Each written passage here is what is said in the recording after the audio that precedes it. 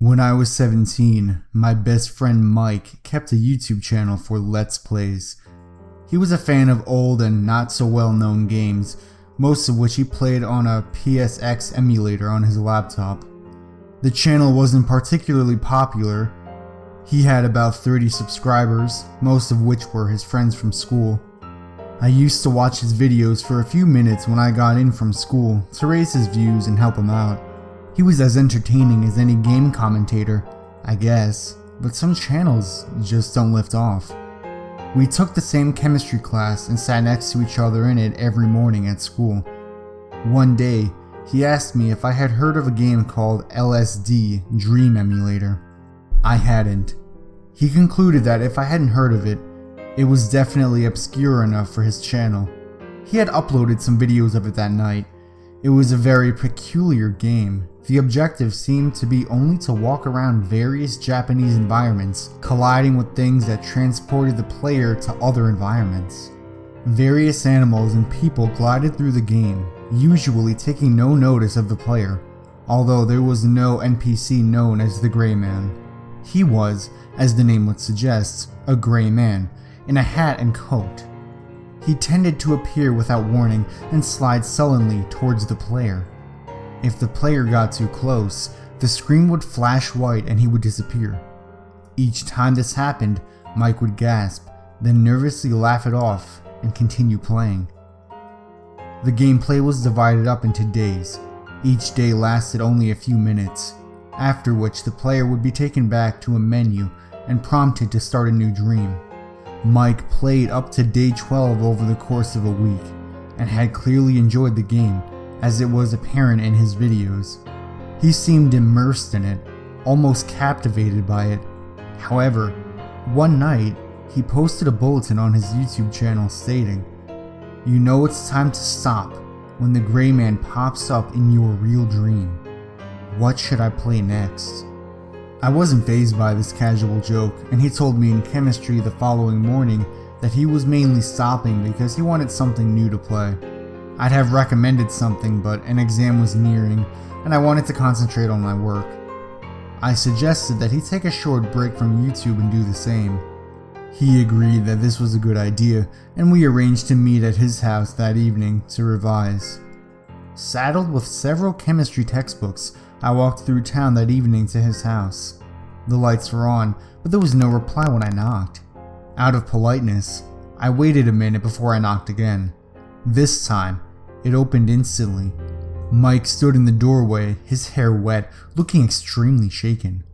Without saying a word, he led me to his room, where various papers and books were spread across his desk. He seemed surprised by them.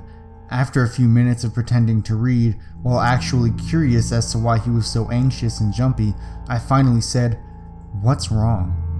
To which he mumbled some incomprehensible response. My efforts continued until he finally confided in me. He said that about 10 minutes before I arrived, he had fallen asleep in the bath and had a dream. He said that in the dream, he was drowning under the bathwater, completely paralyzed and unable to lift his head for air. The quivering silhouette of the Gray Man towered over the water, watching him. I sympathized that this may have caused a few seconds of distress when he woke up, but could not understand why he was still petrified. I tried to comfort him, but he sensed that I didn't understand. Grabbed my shoulders and screamed at me. It lasted for weeks. 10 minutes I was asleep. I was choking underwater in that dream for weeks, and I wouldn't die. Mike grew increasingly distant after that. We exchanged no words in our chemistry lessons, and he began to look extremely unwell. His eyes became pink and sunken into his head, surrounded by purple rings.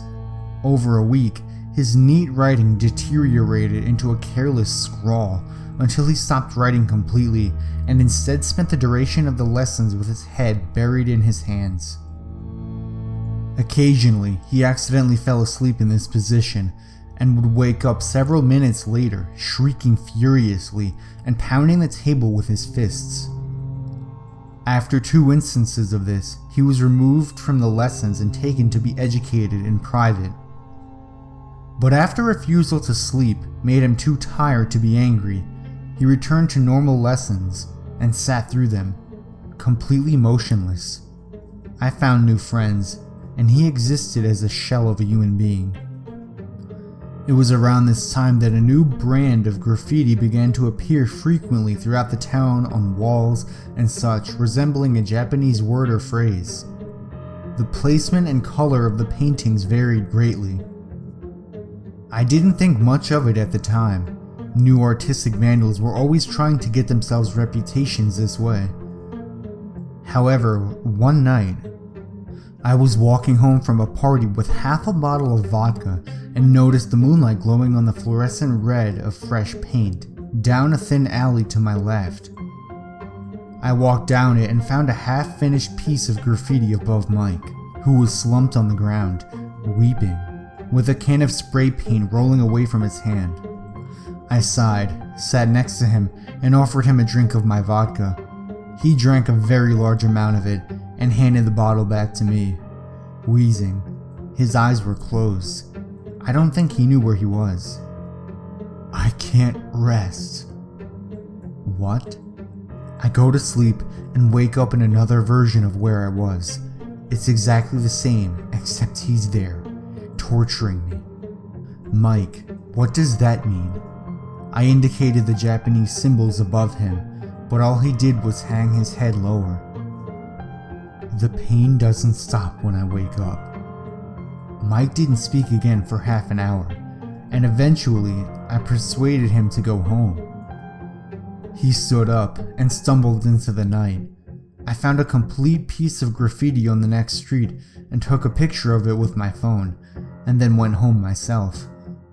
The next day, I googled lists of Japanese symbols and matched letters of the Japanese alphabet to the image on my phone in order to get typed symbols I could search for. This took a good while, as the Japanese alphabet is extensive, and to me, the symbols all look very similar. After I finished finding the symbols, I entered them into Google. It turned out to be the Japanese name of the Violence District, a region in the LSD game consisting of dark city streets littered with graffiti and corpses lying on the ground, hanging by the neck from lampposts, or even headless. I had seen Mike encounter this area many times in his videos. I woke up in the middle of the night to find Mike standing in the corner of my room, a hood hiding behind the stone dead face I had grown to associate with him. His laptop was under his arm, and he placed it on my bed, telling me to delete the game, delete the videos, and delete the YouTube channel. I asked why he couldn't, and he replied, "I don't want to touch them." Before climbing out of the window he entered through. Too bewildered to go back to sleep, I opened his laptop and did what he said. I deleted all the videos from his documents folder and canceled his YouTube account, which was signed into automatically. I then noticed the file psxfin.exe on his desktop. I double-clicked to run the PlayStation 1 emulator and opened the LSD Dream Emulator CD image into it. I then loaded his file, which was still at day 12. Mike was clearly unstable, I had figured. Many people played the game and had been unharmed. I could easily do the same. I continued where Mike left off and wandered aimlessly through the dream worlds as he had done. The game was very strange, as I remembered from his videos. Perhaps even a little unsettling, but after I shut off the laptop, my state of mind was completely normal. The one thing that had confused me somewhat was that I had played another 6 days of the game and not encountered the Gray Man at all. Regardless, I drifted off to sleep.